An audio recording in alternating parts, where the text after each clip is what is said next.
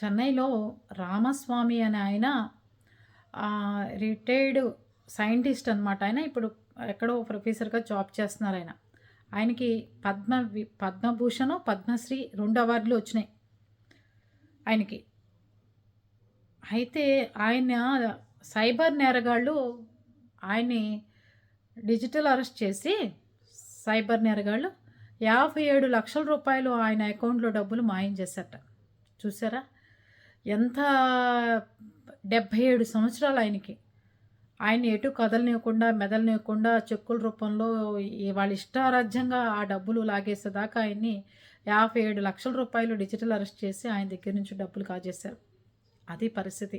అకౌంట్‌లలో డబ్బులున్నా ఇలా పెద్ద వయసులో ఉంటాయి కదా అని మనం ఉంచుకుంటే ఎవరు ఎలా డబ్బులు కాజేస్తారో మన అకౌంట్లోంచి మనం వెళ్ళి బయట పడేయటమో లేకపోతే మన ఇంటికి వచ్చి దొంగలు దోచుకెళ్ళటమో కాకుండా ఈ రకంగా ఫోన్లలోకి వచ్చి డబ్బులు దోచుకోవడం అంటే చూడండి, మీకు అనుమానాస్పదంగా ఏదైతే వీడియో కాల్ వచ్చిందో వెంటనే దాన్ని స్విచ్ ఆఫ్ చేసుకోండి.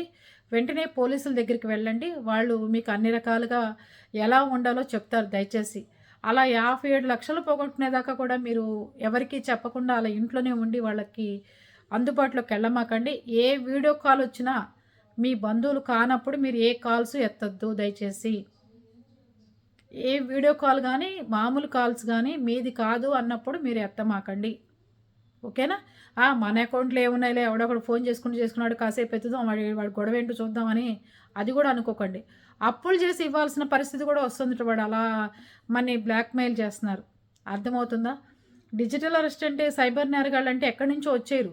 మన చుట్టుపక్కల మన వాతావరణం, మనం ఎలా ఉంటున్నాం, మనం ఎలా ప్రవర్తిస్తున్నాం, మన ఉద్యోగం ఏంటి, మనం చేసే పనులు ఏంటని ప్రతిదీ అబ్జర్వ్ చేసి దగ్గరున్న వాళ్ళే, తెలిసిన వాళ్ళే ఇట్లాంటి పనులన్నీ చేస్తున్నారని నా అనుమానం.